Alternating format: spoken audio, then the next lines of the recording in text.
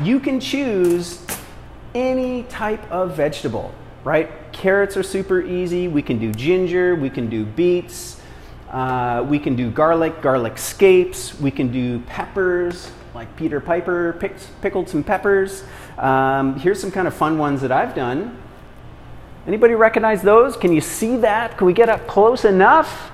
Guess what that is? That's actually pine pollen catkins, pine catkins with the pine pollen. So as you guys know, these catkins, they come out in the spring and they're actually a fantastic vegetable, and you can pickle them. Great way to preserve them, which of course is one of the reasons why we ferment. We ferment because it allows us to preserve the harvest. That's one of the reasons.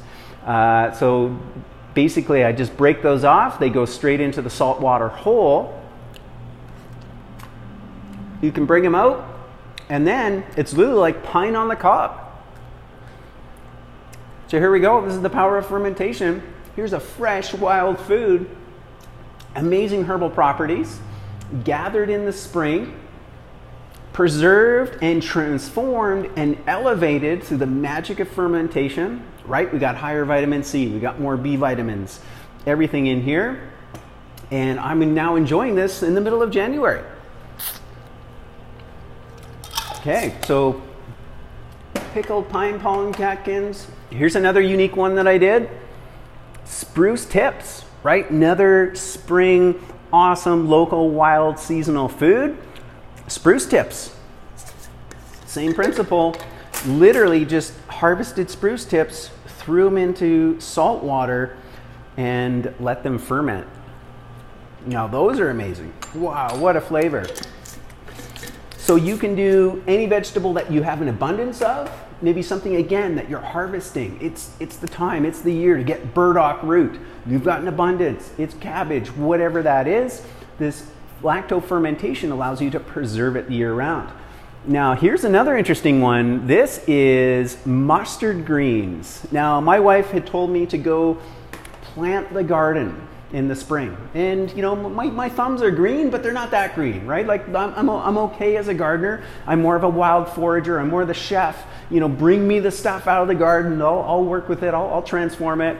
But anyways, I had the job. I'm going to go plant the garden with the greens, the salad greens, right? We want baby kale, we want spring greens, we want lettuces, all these different varieties. I grab a box of seeds, and I don't know if this is my fault. My wife tells me it was absolutely my fault, but I just grabbed the box of seeds and I start planting, and what do we have? Within a couple of weeks, an entire bed full of mustard greens.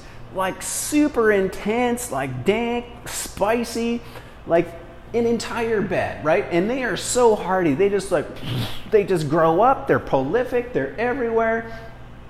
And my wife are like, what are we gonna do with these? Like, there's no way, like, we're gonna make it even a dent into that amount of mustard greens. It's just too potent, right? The strength of it, the flavor of it. You're like, no number of salads all spring, all summer, even into the fall, are we ever gonna make a dent into that patch?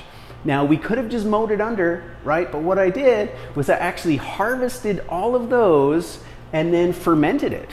And guess what? That entire batch took huge bowlfuls of this mustard greens and condensed it down. So not only preserved the harvest, but condensed it, made it absolutely palatable, added some ginger, added some chilies. So this is like a wild mustard. It's kind of a cross between a pickle and a kimchi, but it is absolutely fantastic. And so literally what I'm trying to impress upon you is that you can use anything. So we got our vegetable.